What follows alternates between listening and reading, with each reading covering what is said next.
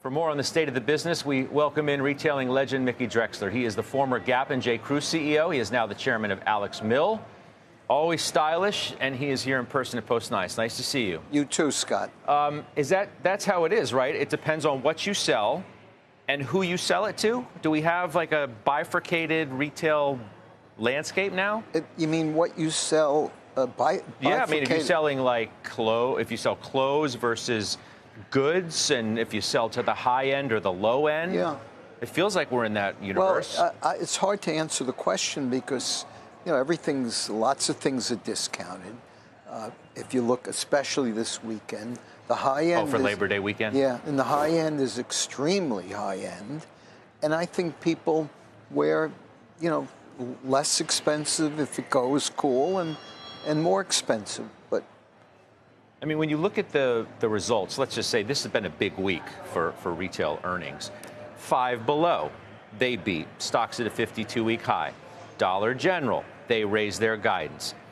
It's like a theme, right? The lower end seems to be doing 100% better than the higher end. Well, I don't know the earnings, but lower prices are the vogue for a number of years now because you can always get a deal, even with the higher priced players.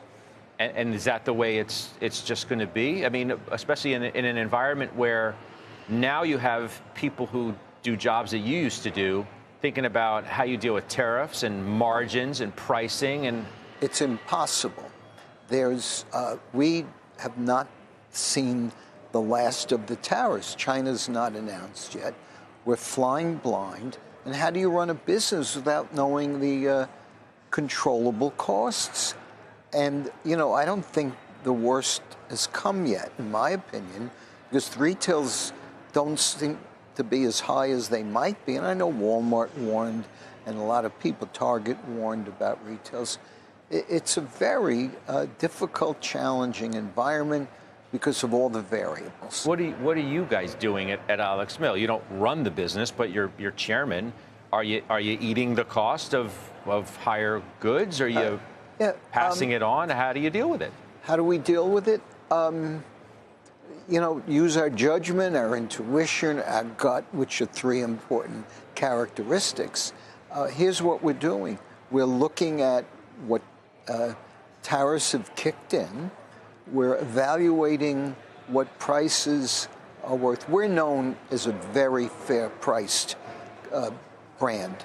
A lot of brands are much more expensive, and my whole career has been style, value, quality, and not clothes that go out of style. No, but you have to make very hard decisions, yeah, right? We do. If you come into the business and you say, I'm a hardliner on fair price, and now my wholesale costs have increased dramatically. Your microphone just fell right down there. If you want to put it right there. Yeah. Okay.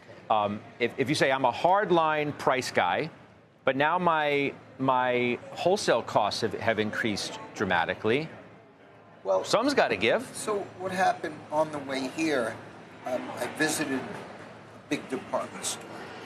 And I looked it up. You know what? I did this for one guest before, and I'm just going to do it again. And I don't care that it's live television because we're going to make it work because I want to hear what you have to say, okay? Well, I called the office on the way here because I was reading some things about prices. Our number one sweater, for example, we only raised the price $3 because we negotiated a good deal. So I called the team. I usually get a little pissed off or upset. I said, is that we raise a price? And then they answered the right way. It's styled by style. And I wish I knew the cost of our goods. How do you run a business where you can't control the controllables? Is this okay, by the way? Yeah, it's all right. I mean, well, if you can hold on to it. I'll hold on. Sometimes it's tough. Okay. I mean, it is what it is. Yeah. Live television sometimes isn't easy, Mickey, but what can I tell you? That's fine. No one cares. They'd rather hear from you. It doesn't matter. Let me ask you this. The controversies that have been playing out lately, Sydney Sweeney. Retailers make decisions on who they want to advertise with and the kinds of messages they want to impart on their customer base. You said, you weighed in on this, which I found. You said on a podcast that American Eagle, quote, screwed up and should have apologized for the ad, which was highly criticized. Well, half the population right now is like, apologize for what? Like, you didn't do anything. Well, they didn't. The other half is like, well, I'm offended. Right. As a CEO... Oh, shoot. What's going on here? Don't worry about that. Okay. As the CEO of a company that's trying to advertise in that environment, why did you weigh in? Well, I was on a podcast, I guess, that day. Why I weighed in? First of all, Jen Foyle called me last night. She's the president, and we talked about Sydney Sweeney.